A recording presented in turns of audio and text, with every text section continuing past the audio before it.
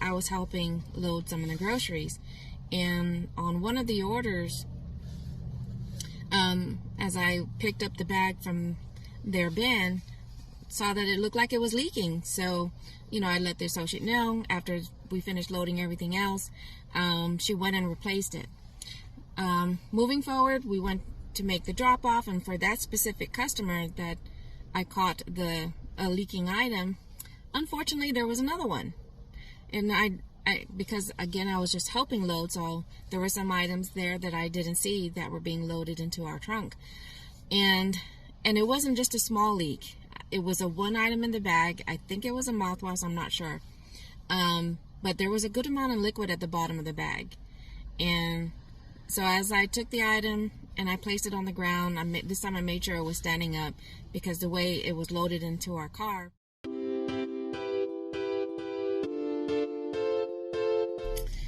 Good morning, Hafa Adai.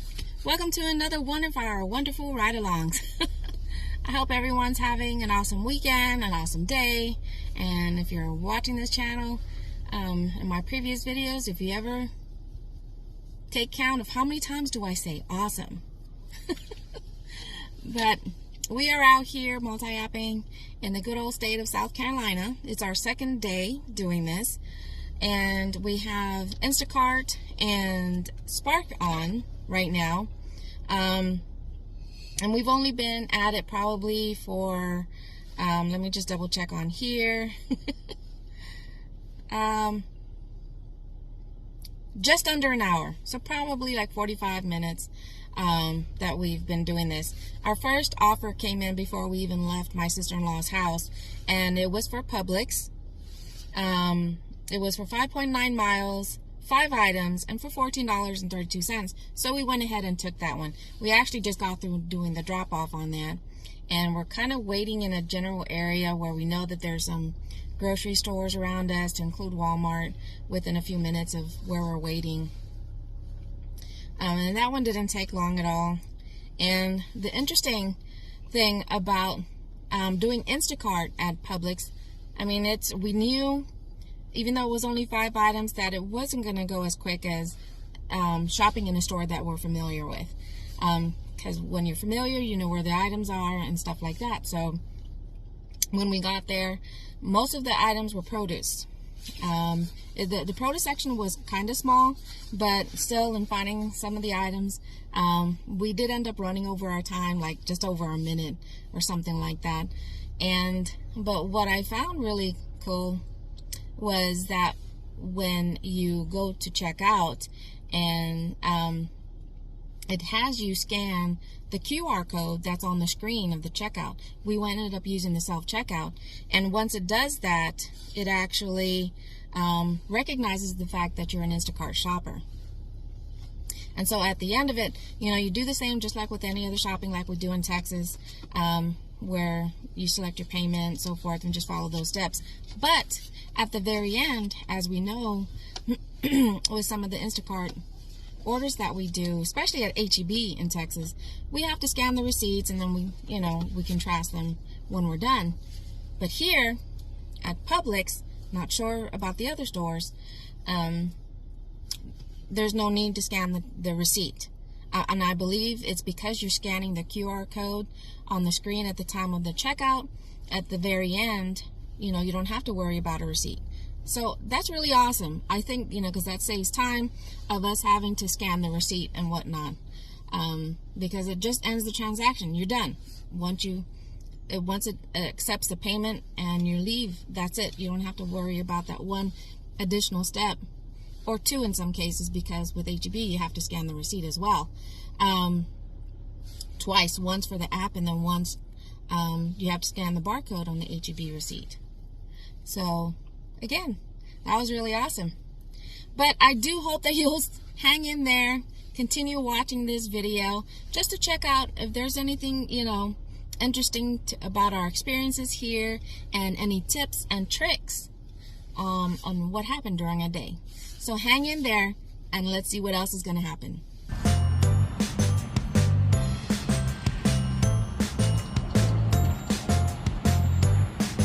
Have this quick pickup at Food Lion 4 items, 1 customer. Oh, do you think maybe I'll need this? So cute, so cute. All right, where's the... Let's take this one. Thankfully, no produce either. All right, let's get to shopping.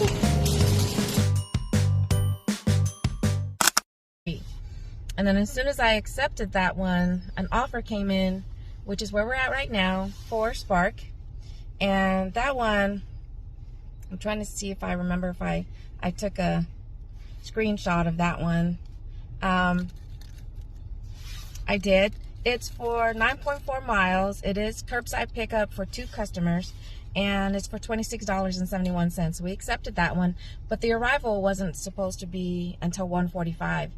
And we figured it was less than a mile for the food line. So we went and did that. We got here a couple of minutes ago and we've already checked in. And being that this is our first time for a pickup from this location, we're wondering, I mean, it's still in the same town, Simpsonville, if it's going to happen. It's already been 3 minutes now since I checked in, and just waiting to see if we're going to get a call to get our driver code for confirmation before they come out. But so now we are just for the waiting game, but hang in there. Let's see what happens with this one. Okay, so we just completed that second or third offer of the day, which was our first pickup from the neighborhood Walmart here in Simpsonville. And we had an interesting conversation from the associate that came out to bring our order. This time around, they didn't call. So this was our first pickup from this from a neighborhood Walmart. And I had asked them, you know, if it's standard that they call before they bring the order out. And she was like, no. She said they just come out, they get the driver code, and then proceed from there. And then I told her the situation from the other location, and she said she doesn't know what, you know, that is not a standard thing for the calling. You know, we told them where we're from and how it works out there, because she had asked, you know, if it works like that. It was laying down. But before I finished the drop-off, I started messaging the customer because I didn't want it to be taken out on me, you know, I'm just a deliverer. And,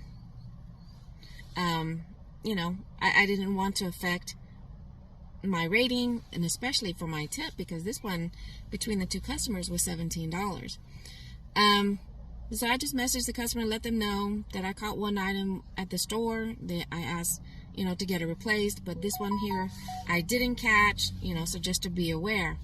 And hopefully, again, that the customer doesn't take it out on me and take away some of the tip. Drop a comment, let me know. I'd love to hear your feedback on that. But now we are back at the neighborhood Walmart we just left, and in hopes that we get more offers before we end our shift for the day. And so I hope you'll keep hanging in there to see what else is going to happen. Here at Papa John's for our very first DoorDash pickup here in South Carolina. Let's go get a sweetie.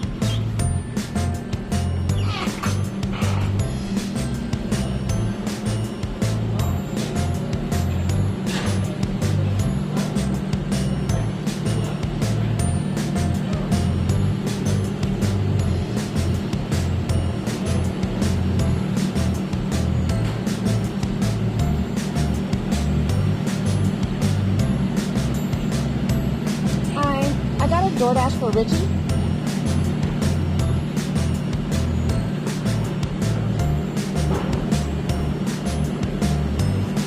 Thank you.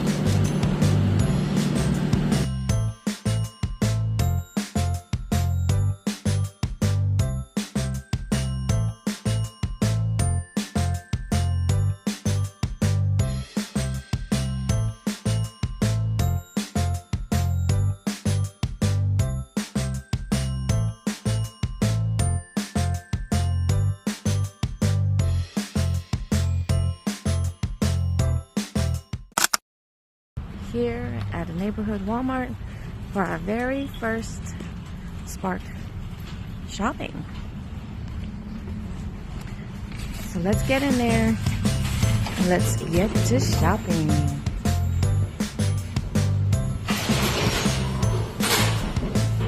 So that's one thing about the app, is that it doesn't always, where's aisle 27? It doesn't always put the shopping stuff in order.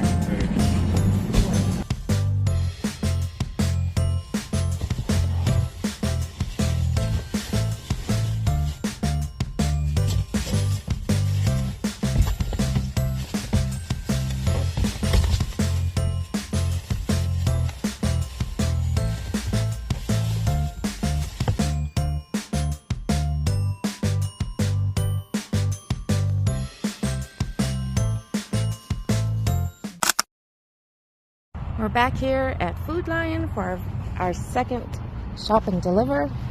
Crazy one about this one is that it's 70 items and it's over $30. Miles aren't too bad, but we're gonna do this one and we are gonna end our shift for the night. So let's get to shopping. 30 minutes into our shopping, and this is what we've done so far. And we still have a lot to go. 56 minutes into the shopping, we've got 11 items to go. Yep.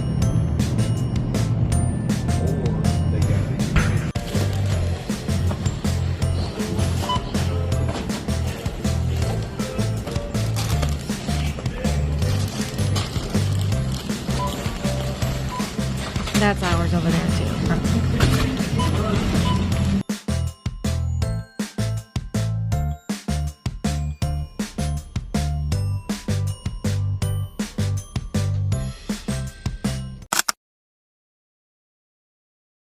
We just made our last drop off. We had an order on Instacart and it was a crazy one. My husband thought I was very crazy to go ahead and accept it, but I figured we were coming to the end of our shift, and in doing this order, it was going to take us over our goal. So as you'll see from the clips of the shopping, how long it took us from start to finish. My husband even timed it from the time we walked into the store to the time that we got into the car after we were done unloading everything. It was about an hour and 25 minutes. And then you include the 9 minutes that it took to just drive to the customer's place from the store. It was an hour, basically an hour and 35 minutes to do everything. But they even allotted an hour and 40 minutes just to do the shopping alone. And we did it, we finished it in about an hour 5. That definitely, for something large like that, it does help to have someone there to help you look for items, to, you know, put items into the cart once you find them.